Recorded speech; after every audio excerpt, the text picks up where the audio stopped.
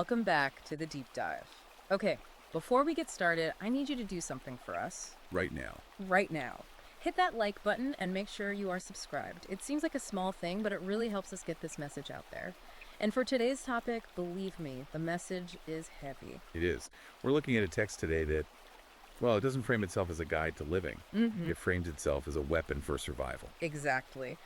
We are diving into the ebook Tao of Manosphere, Masculine Order to Feminine Chaos by Conrad Riker.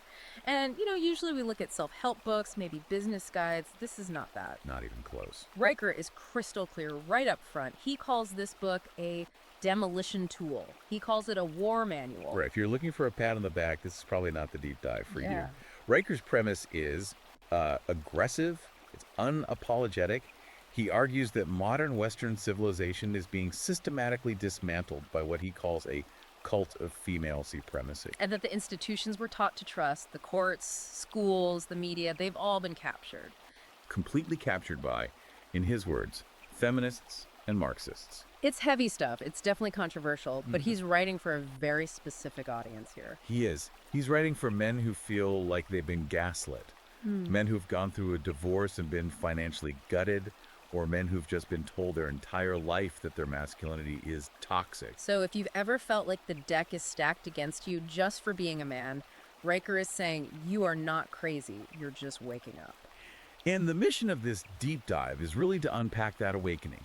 We're going to get into the history of these institutions, why he argues the red pill isn't some conspiracy theory, but a biological reality, and ultimately how men can reclaim their sovereignty. Seriously, if any of this is speaking to you, pause this right now. Go check out Amazon Kindle or Google Play Books and grab the book. We're going to give you the high-level view, but you're going to want the full text. You will. So let's get into it. The core of his argument. He starts with something he calls the lie you were born into.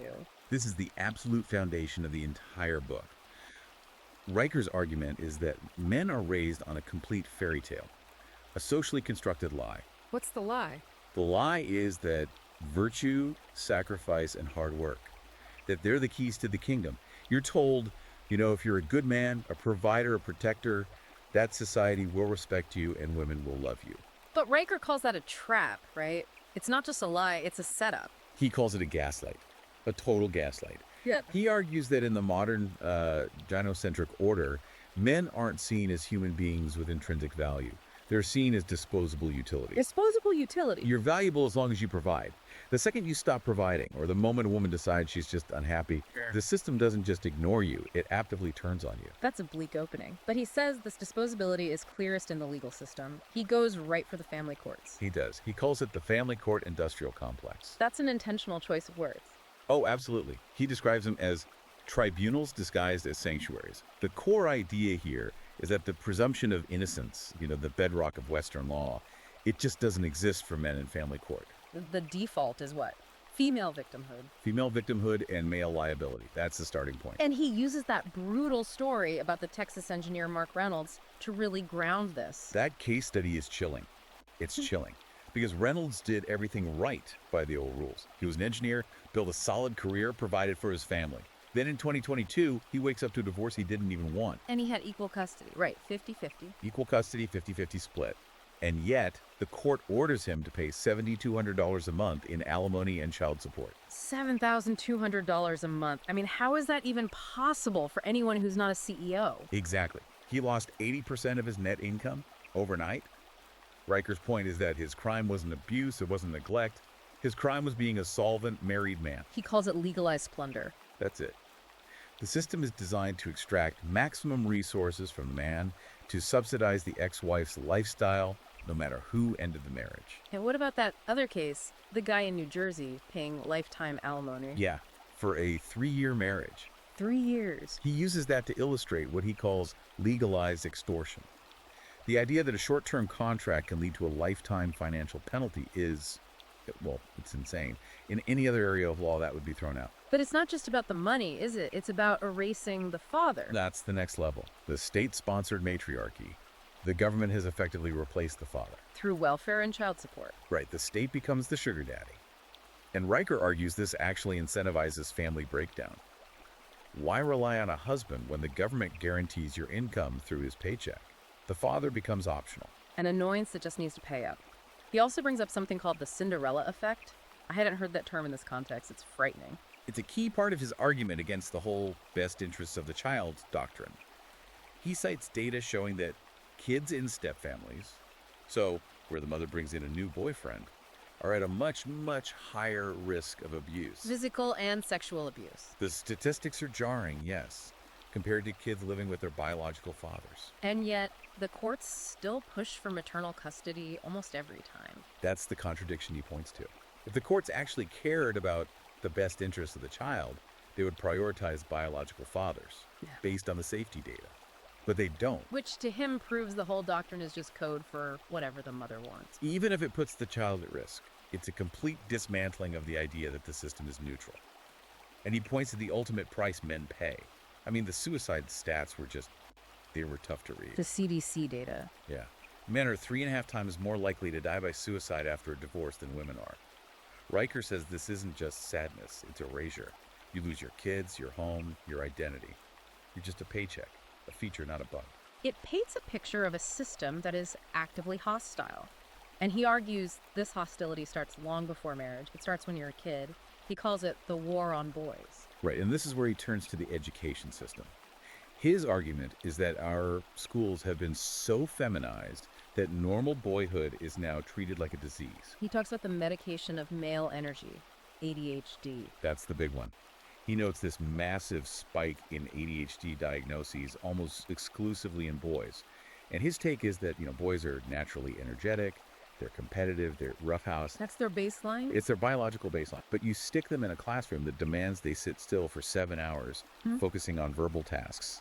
That natural energy gets labeled toxic or disordered. So instead of changing the environment to fit the boy, they drug the boy to fit the environment. Exactly. Whittle him.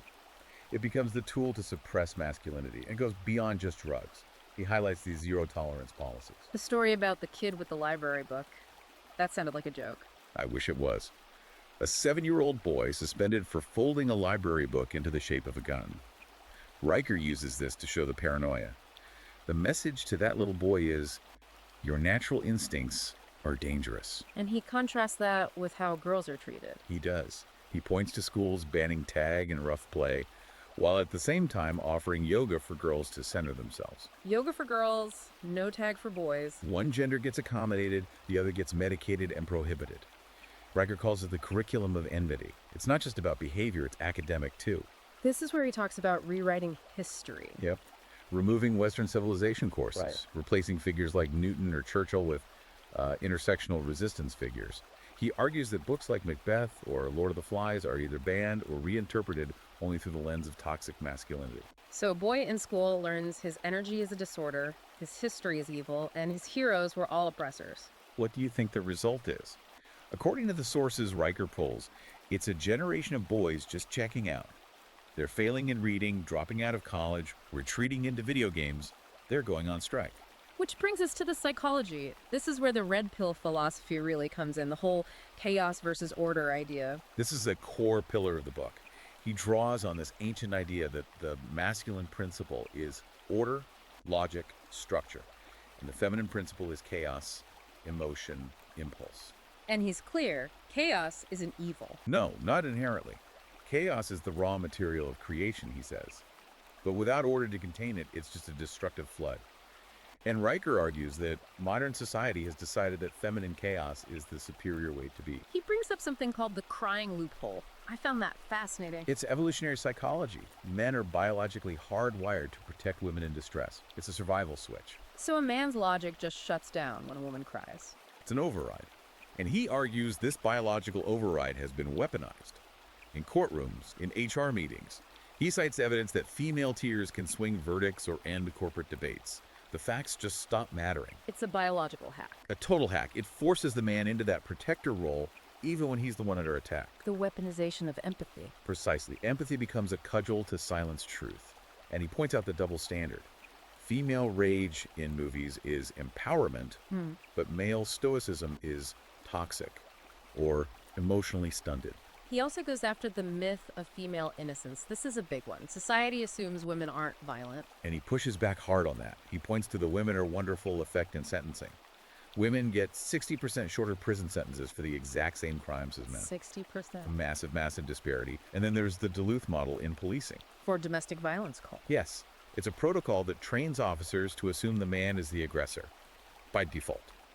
Regardless of who called or who has the bruises, it's institutionalized misandry. A total inversion of reality, according to him. And he says nowhere is this more brutal than in the sexual marketplace. This is where he gets into hypergamy. He defines it as the biological drive for women to seek out high-status mates, men who are better than them in some way. The 80-20 rule, break that down for us. It comes from Pareto's distribution, but he applies it to dating app data.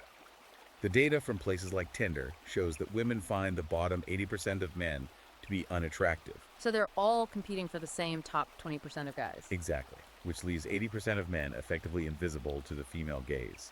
The stable but boring provider types, they're left out in the cold. He talks about the beta orbiter, the friend zone as exploitation. He describes the beta orbiter as a utility, a man used for emotional labor, free therapy, free meals, but who is never, ever seen as a real romantic option. The story of that engineer driving 200 miles a week. That anecdote just sums it all up. A guy driving all that way to support his female friend, fixing her car, listening to her problems about her boss, only to find out she was sleeping with the boss the entire time. That hurt to read. Riker's point is that this isn't bad luck. It's a predatory dynamic. The woman gets the emotional support of a boyfriend from the orbiter and the excitement of the alpha from her boss. Which explains why he calls modern marriage a financial suicide pact. Or a bounty hunt. With no-fault divorce, a woman can end the contract at any time for any reason, and the state will reward her with half or more of the man's assets. He argues it literally incentivizes divorce. Okay, so let's recap the landscape he's painted. We have a legal system that hunts men, schools that break them, a dating market that exploits them. It's bleak. But the book is called Tao of Manosphere. Tao is the way. He does offer a solution. He does. And what's surprising is that the solution is not rage. You'd expect a war manual to call for aggression. But he says the Tao of resistance is about being like water. Be water, Bruce Lee. What does he mean by that? It is, but it's grounded in Stoicism. Marcus Aurelius. Riker says men must develop supreme emotional discipline. If the system relies on provoking you into anger so it can label you toxic, then the most revolutionary act is to stay calm. Non-reactivity as a weapon. Precisely. Yeah. You can't break water, it flows around the obstacle. He says, stop arguing with feminists on Twitter. Stop seeking validation from a society that despises you.